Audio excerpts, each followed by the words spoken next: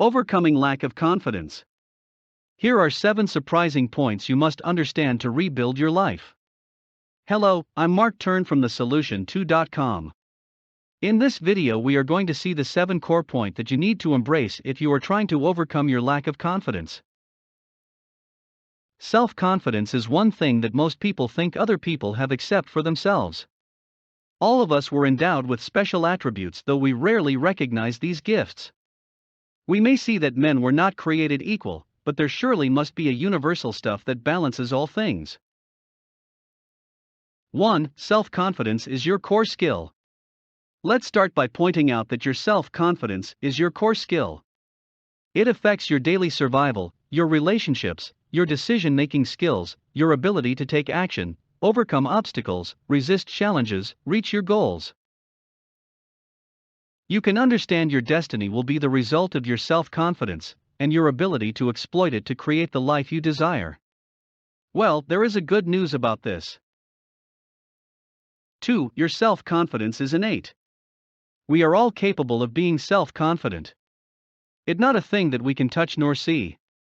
It's not something that was given to the person sitting next to you, while you may not share the blessings it might result to.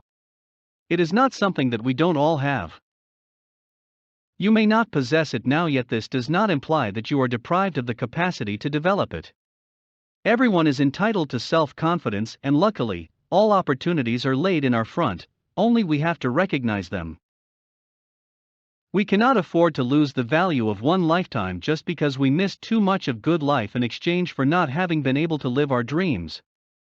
Dreams that were not driven by the confidence to pursue them. The key is to develop self-confidence and escape from the demons of low self-confidence. 3. Overcome the 2 traps of self-confidence. You are enough. You deserve it. You can do something about it. We'll develop further this point, but for the moment the most important thing is that if you give in to negativity, you'll end up in a sinking spiral. Fight the negativity trap. Further, prevent this negativity from destroying your social relationships and lead to you isolation, and, finally, feel helpless and deprived of your personal power. 4. List your gifts, then have faith in yourself. To overcome low self-confidence, you must be able to have faith in yourself. You need to feel good about your being you. This all boils down from appreciating the things that we are capable of doing, and in accepting the fact that some things just won't change however hard we try changing them. One good example is a physical condition that you have to struggle with. A couple of things may help you with them, but this would not erase the facts that your physical conditions may hamper you from developing your confidence.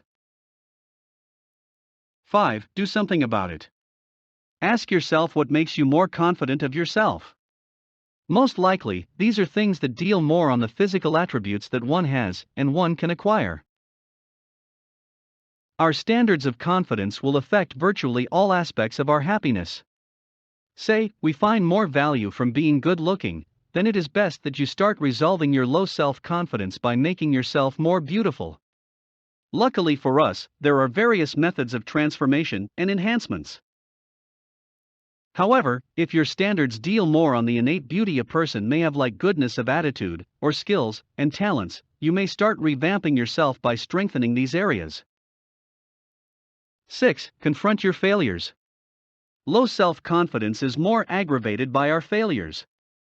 Failing is inevitable, so you must deal with a light heart. If you always take your failures seriously and amplify them by ruminating at your mistakes, then it is likely that you are close to self-destruction.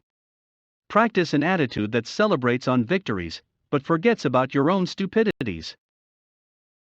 People are subject to committing mistakes, you must understand that. And your failures must not be made an excuse to stop trying. Think of your losses as blessings that you must accept, and be thankful that they come across your path. This is one proof that the Creator spends more time on you than you would have first imagined. Instead of allowing these to trouble you, treat them as your learning grounds for not committing mistakes. Then don't allow these failures to hold back your growth. 7. Your attitude is more important than your condition. You see, in the end it all lies in the attitude we take to deal things out. We must be very careful with the way we handle things. If we think too negative of ourselves and the events interplaying with our lives, we would never learn to get over our low self-confidence. Well, I hope you enjoyed this video. If you liked it or found it useful, I invite you to give it a thumbs up.